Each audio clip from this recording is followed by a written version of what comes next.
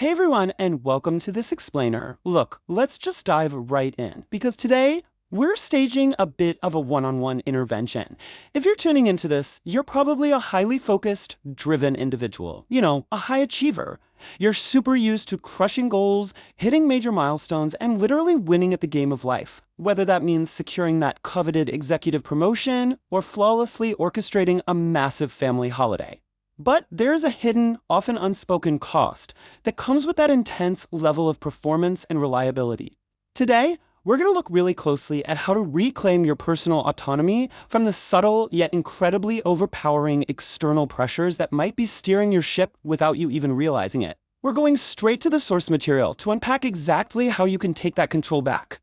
So, are you truly living your own life? I want you to really take a second and think about that. As a highly capable person, you've no doubt built an amazing resume and an enviable trajectory. But when you strip away the accolades, the titles, and all that external validation, is the beautifully constructed masterpiece you call your life genuinely yours? Or did you just take that grueling corporate law path because it's what your parents and professors expected? It's a heavy question for sure, but it is the absolute foundation of everything we're about to discuss. Let's break down exactly how this loss of ownership actually happens. Step 1. Identifying the trap. Now, before we can fix anything, we gotta uncover the root of the problem, right? We need to shine a massive spotlight on those invisible, unquestioned forces that secretly drive our daily decisions. The source text hits us with this really profound reality.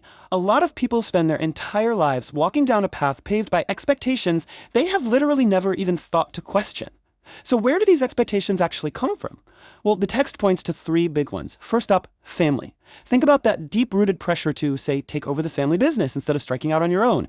Then there's society, that giant ticking clock telling you to buy a house in the suburbs and settle down by 30 just because it's time. And third, and this is probably the most paralyzing one, the fear of disappointing others.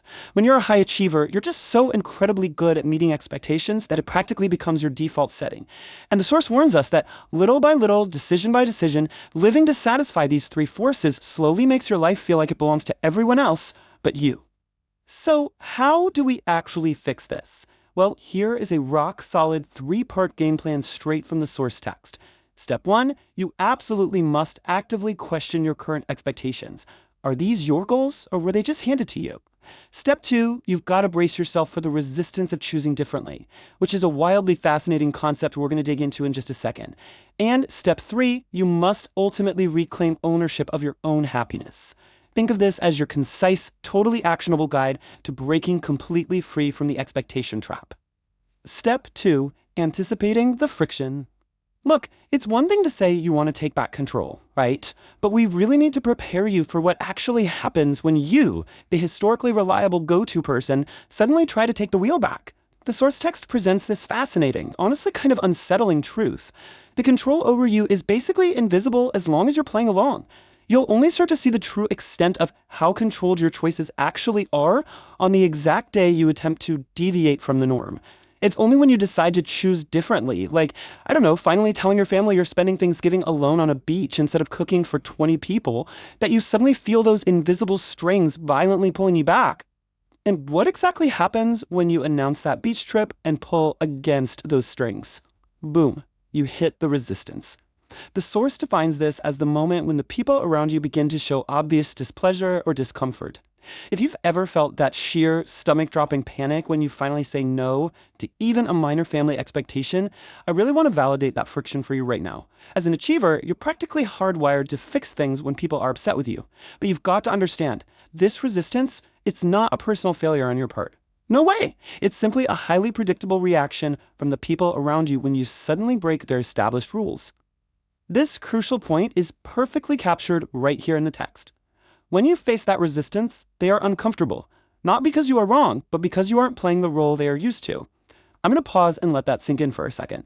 Their discomfort isn't some huge red flag that you've made a bad or selfish choice. Actually, scratch that. It's really just a symptom of their broken habit.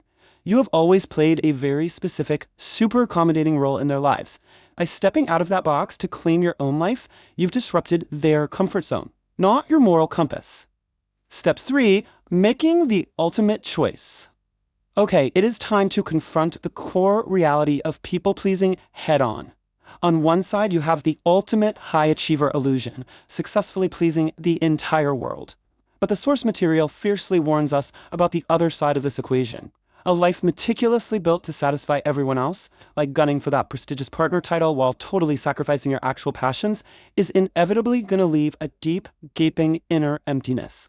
You can achieve absolutely flawless outward success, but if that success is just a performance for an audience, you're building a life with missing pieces. And let me tell you, the outward shine can never, ever replace that internal void. The core, inescapable message here is crystal clear. Even if the entire world is perfectly content with your life choices, even if you get the standing ovations, the promotions, the constant nods of approval from your family and society, if you lack personal happiness, the puzzle remains fundamentally incomplete. You're going to constantly feel like something absolutely crucial is missing. Because the truth is, you simply cannot out-achieve a lack of personal fulfillment. Your happiness isn't just some nice-to-have bonus, it is literally the core piece of the entire picture.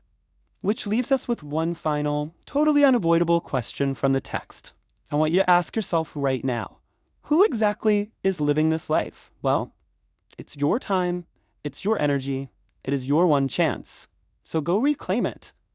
Thanks for joining me for this explainer, and I'll catch you next time.